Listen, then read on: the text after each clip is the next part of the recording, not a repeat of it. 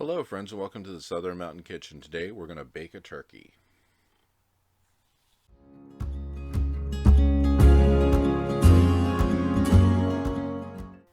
So when you get your turkey, you need to thaw this far in advance. So basically what they say is you should leave it in the refrigerator 1 day for every 5 pounds of the turkey.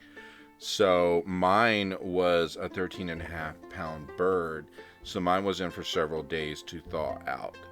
So we just want to make sure we get to that part. Now once it's thawed, you want to remove everything from the cavity of the bird, which includes the neck, and then there will be a bag usually of other things inside. Some people use these to cook other things for Thanksgiving. You do not have to. You can discard them if you don't want to use them. So you want to preheat your oven at this point to 350 degrees. If your oven runs low, you might want to do a little more than that.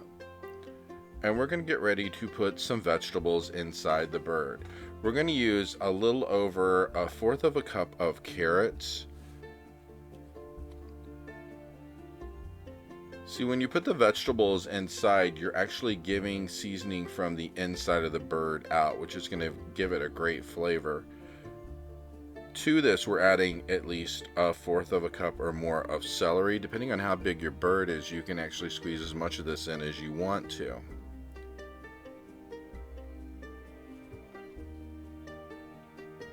And then we're going to take a smaller sized onion, cut it into quarters, and we're going to put them inside as much as we can stuff it inside the bird.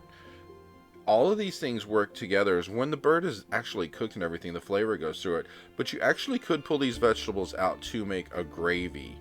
But we're not going to do that in this video. Going past that, we're going to actually put tablespoons of butter on top of the bird. I cut up a whole stick of butter, so I mean there are lots of pieces.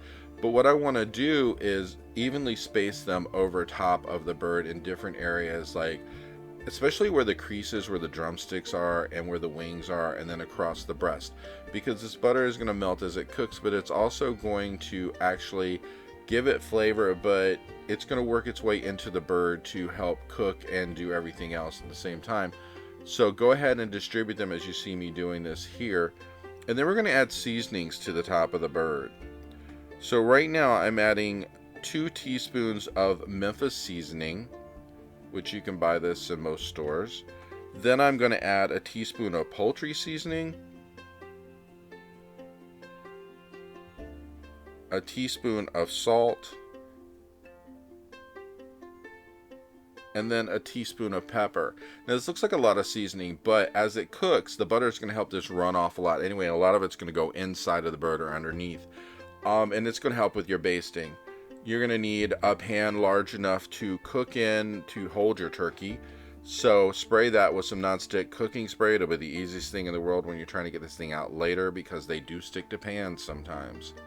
Once you get it completely sprayed, we're going to want to move the bird over into it and center it. Now, when you go to put it in the oven, you can either put a lid on, like I have with mine, or you can put foil over top, which is going to help heat the inside of the pan up. It'll keep the heat inside of the bird. It'll, actually cook better that way. And then you're going to periodically pull out the bird. Like I would do this almost every half an hour and baste it. You can do it more if you want to, but the basting really does help. You need to do this. And as you're doing this, you actually can check on the bird to see how it's doing. And as you can see, a lot of the seasoning, as it's cooked, has gone down into the bird or is actually working its way to the bottom. It's being used in the basting anyway. So once you have it basted, you're going to return this back to the oven again. And every time you do this, pull it out, baste it, put it back in, until you get towards the end and you know that you're near the time that you should be done. And check the temperature with an actual meat thermometer. This bird has a pop-up thing in it. These little pop-up thermometers are hit or miss. Sometimes they work, sometimes they don't. This one, by the time I got to this point to actually baste near the end, had already popped up, but this bird was not done. It was only like 160 degrees. It needs to be 175 to be fully cooked. So at that point, I just didn't trust that anymore. So you're going to put your bird in till the full time, and when you pull it out at the end, you're going to want to let it sit for at least 20 minutes before you carve it, for the fact that it needs to cool down and just settle. And when you're done, it looks a lot like this. And this is amazing because it's juicy, it's a wonderful turkey, and it's a pleasure to eat.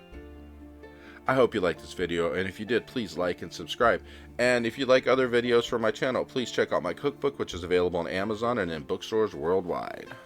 Have a great day.